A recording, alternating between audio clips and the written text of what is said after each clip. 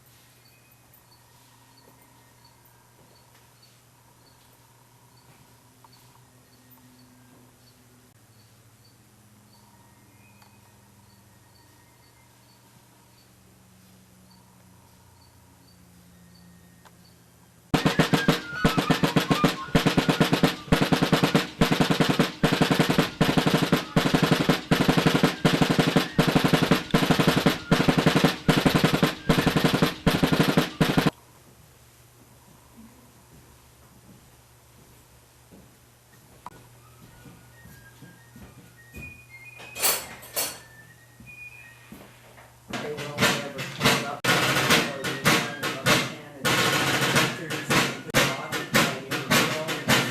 And it was only archaeological, I suppose they did. Yes, they did. When you go into the officers' quarters, you'll see a bunch of dishes, so a display there. Right. In 1979. It was a long time. The States, like old Spearbridge Village, they talk about. Yeah, there's when you go into the kitchen, you'll see that we have a bunch of Section on the left. Bill! Left. Right.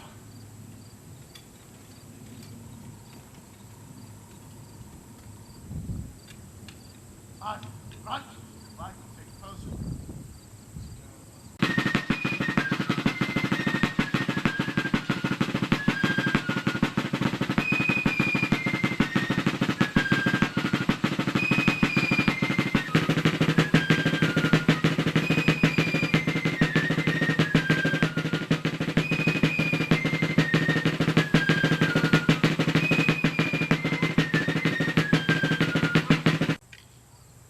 Please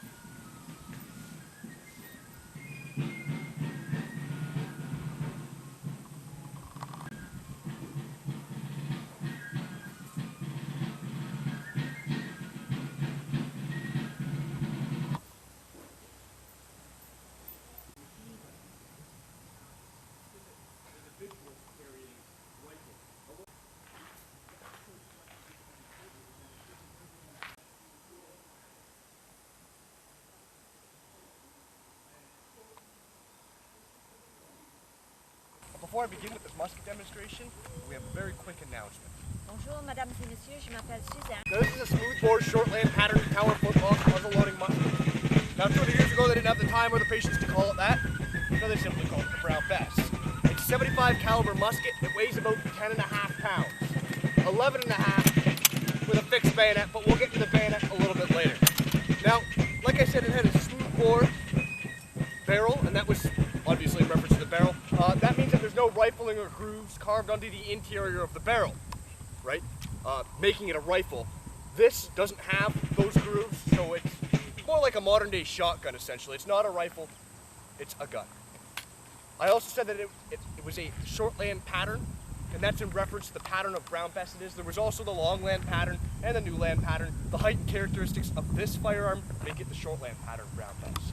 Tower flintlock was in reference to the firing mechanism right here, which would have been inspected by the Tower of London, and flintlock is simply in reference to this rock right here, known as a flint caught in the jaws of the hammer, which served to strike up against this piece of metal, known as a frisson, to create sparks. Muzzle loader simply means that the soldier has to put the cartridge into the muzzle and use a ramrod to load it. Now, to make this gun go boom, there's a fairly long and tedious process that must occur. First, the soldier has to flip open that frisson, which exposes the pan underneath it, and then he's got to reach into his cartridge box and pull out a cartridge. Now, historically, there'd be a 68 to 72 caliber musket ball attached to the bottom of this, but we find live rounds kind of cut down or repeat visitation, so this is just a blank round. Now, he's going to take this cartridge, bite off the twisted end, pour a little bit of black powder into the pan, and then close the frisson over top of it. Bring the musket down to his side, tip the cartridge upside down so that the musket ball is now on top, and pour the remainder of the cartridge into the muzzle. Then, let me put this away here, use this ramrod to push the entire cartridge all the way to the bottom. Once it's seated properly, the musket would be considered loaded, and it's ready for one shot. Now, like I said, it's a very long and tedious process, especially once you start putting it up against more modern firearms. However, 200 years ago, a good British soldier was able to load and fire at about 4, sometimes 5 times a minute. So they did get fairly proficient at loading and firing their musket. Now, once it's loaded, all the soldier's got to do is pull back the hammer and press the trigger. If you watch carefully, you may have seen some sparks being created when that flint struck the frisson. Those sparks ignite the powder in the pan, right? Then there's a small hole in the barrel, and I'll show you. Right there. When that powder in the pan ignites, it sends a flame through that hole in the barrel to ignite the main charge in the barrel. The gases created from that explosion send the musket ball through the barrel, down the field, and hopefully towards the enemy. Yes. There's a lot of hoping involved in shooting one of these. In fact, we're even hoping, I guess, to start, that this flint is going to create a spark when it strikes that frisson. That doesn't always happen, and you'll get a misfire. We're also using black powder, which is a very volatile substance in itself. So let's say, for instance, it's raining outside, and that black powder gets a little wet. It's not going to work. Or if it's too humid outside and that black powder retains a little bit of moisture, it's not going to work. Or if it's too windy outside and that black powder keeps blowing out of the pan, it's not going to work. Or if it's Wednesday outside and it doesn't feel like working. Anyways, the point I'm trying to illustrate here is that black powder is a very sketchy substance, and it kind of has a mind of its own. If it doesn't want to do something, it's just not going to do it. It also leaves behind what's known as black powder fouling, which is an inert black goo that builds up everywhere and just starts to cause a whole lot of fun problems. It starts off as a gooey, liquidy substance. Give it about 10 or 15 seconds, it becomes, well, rather hard and crystal-like, very similar to the gravel path I'm standing on right now. As you can imagine, this is going to create a lot of problems in the firing mechanism, in particularly that touch hole. Once that touch hole becomes clogged, it's going to prevent the flame from passing through it to set off the main charge, and you'll get what's known as a flash in the pan, and I'm sure you've all heard that before, but still a misfire.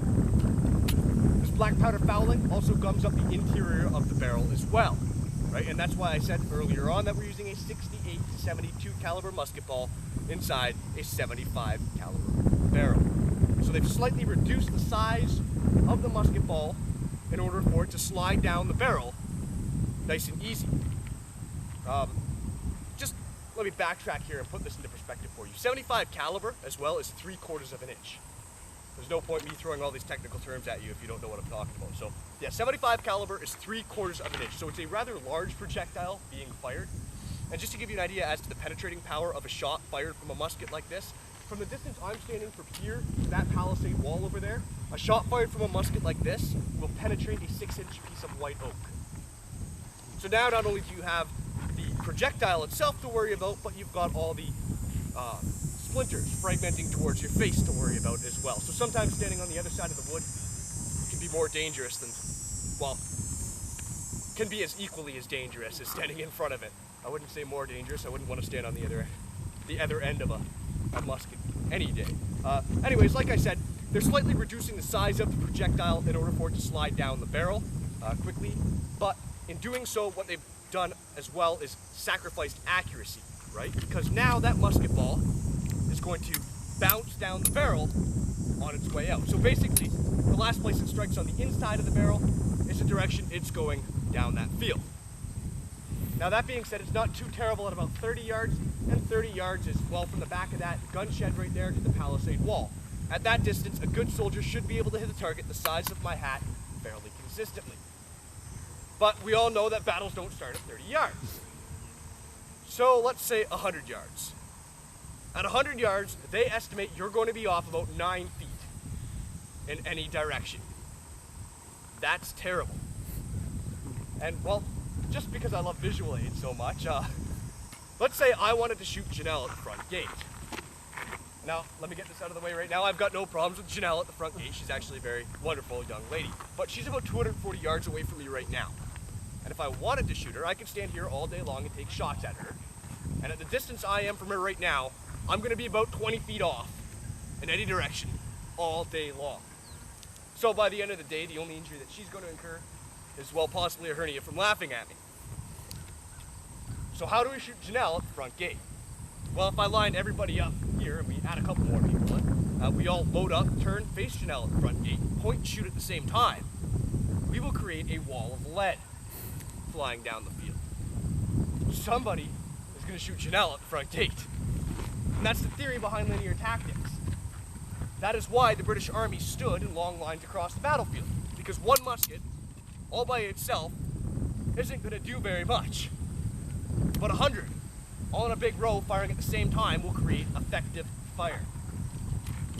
So I hope that clears up why the soldiers are standing in long lines across the battlefield. Anyways, I'm going to quickly touch on the third problem associated with muskets, and that's smoke. You'll see when I go out there and fire just 2 rounds from this musket, that there's an awful lot of smoke being created from just one musket. Try and imagine 1,000 muskets, or 2,000 muskets on the battlefield when you see this, and throw artillery in the mix as well. It's going to get very, very smoky on that battlefield, and very, very difficult to see anything. And that is why I am wearing the bright white pants, the shiny cap, the bright red coat. And, well, we call them the Shoot Me Here crossbelts. And it's because I want to be seen on the battlefield. And every army in the world during this time period is wearing brightly colored uniforms on the battlefield. Be it the French, the Spanish, the Portuguese, the Russians, the Prussians, the Swiss, the British, or the Americans across the river. The Americans across the river are wearing bright white pants, shiny caps, bright blue jackets, and Shoot Me Here crossbelts too, because they want to be seen on that battlefield as well. And people often ask, well, didn't they have camouflage 200 years ago?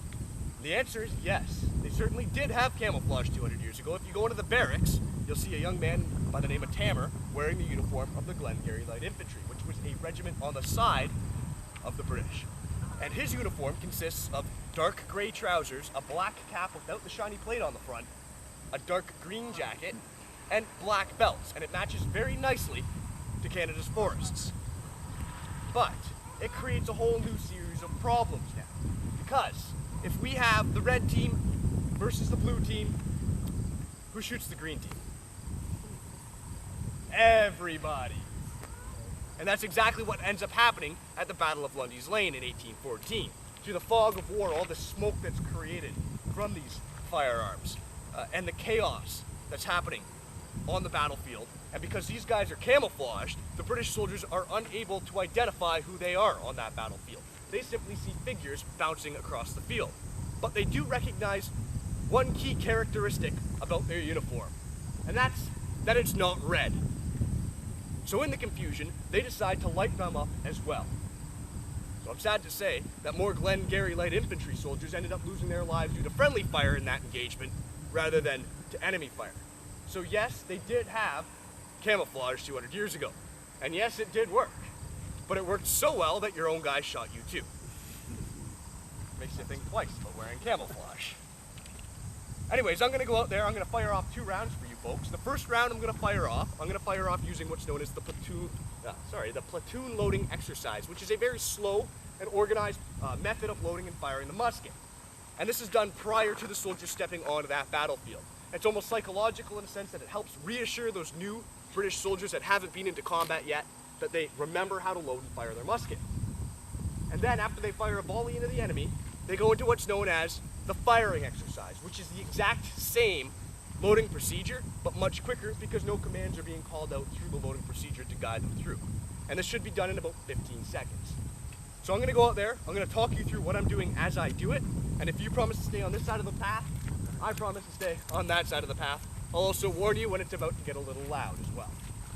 From that command, the soldier brings a musket to the right side of his body, opens that prison to expose the pan. Handle. Hard. The soldier then reaches back into his cartridge box, pulls out a cartridge, bites off the top, and spits it at the enemy. Very intimidating. Right. Hand.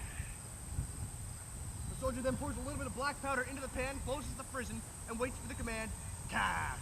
Out. Bring the musket down to the left side of the body, pour the remainder of the cartridge into the muzzle, and then wait for the command, Withdraw rammers. Ram. pulls that ramrod out, pushes everything to the bottom, and then removes the ramrod. Now I can't stress the importance of remembering to remove the ramrod from the barrel. Because although it's going to make a very interesting projectile, which is probably going to result in some sort of human shish kebab across the field, the awkward part comes when you have to cross that field and ask the enemy for your ramrod back. Charlie. Out. Alright folks, I'm going to try and make this go boom now. It does have about a 30% chance of misfire, so if it just goes click, bear with me while I try and fix that problem. Hey. Ready. Done. Fire. On the road.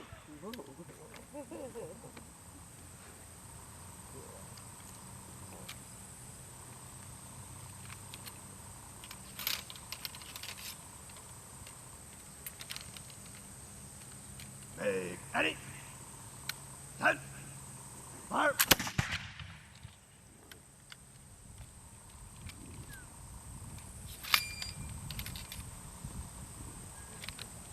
Alright, now you can see there from the immense amount of smoke that was just created from one musket, how it's perfectly conceivable to have somebody dress up in the most modern sniper equipment available on the market today. And let's say hide out like a rock on that parade square for about 3 days.